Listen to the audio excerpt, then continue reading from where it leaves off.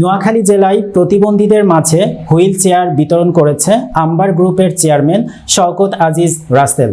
শুক্রবার বিকেলে চৌমুহনী পৌরসভার হোয়াইট হল নিজ বাড়ির উঠানে বিতরণ করেন তিনি। বিটিএ প্রেসিডেন্ট ও আম্বার গ্রুপের চেয়ারম্যান শওকত আজিজ রাসেলের উদ্যোগে এবং এম.এ. হাশেম ট্রাস্ট কর্তৃক আয়োজনে জাতীয়তাবাদী কৃষক দলের কেন্দ্রীয় যুগ্ম সম্পাদক শাহ আবদুল্লাহ আল বাকির সভাপতিত্বে প্রধান অতিথি হিসেবে উপস্থিত ছিলেন পার্টেক্স গ্রুপের চেয়ারম্যান ও সাবেক এমপি এম.এ. হাশেমের সহধর্মিণী সুলতানা হাশেম। এ সময় উপস্থিত ছিলেন আম্বার গ্রুপের চেয়ারম্যান শওকত আজিজ রাসেলের সহধর্মিণী ফারহা রাসেল, চৌমুহনী পৌর বিএনপির সাবেক সভাপতি বীর মুক্তিযোদ্ধা chairman Ali Hossain.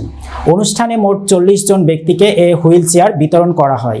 BTA president ও আম্বার গ্রুপের চেয়ারম্যান শওকত আজিজ রাসেল বলেন, রাজনৈতিক দলের বিভেদের কারণে গণতন্ত্র আবারও যেন বাধাগ্রস্ত না হয় সেদিকে খেয়াল রাখতে সবার প্রতি আহ্বান জানান তিনি।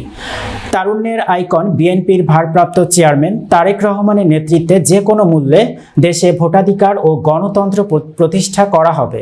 যারা বিএনপির রাজনৈতিক প্রতিপক্ষ তাদের কাছেও 31 দফা পৌঁছে দিতে নেতাকর্মীদের প্রতি আহ্বান জানান। যারা ক্ষতিগ্রস্ত, যারা হাঁটতে চলতে অসুবিধা হয়, তাদের জন্য এই আয়োজনটা করা হয়েছে।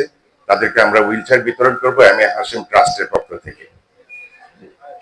এবং আল্লাহ যদি রিজিক রুজি ঠিক রাখে, আমরা এই ধরনের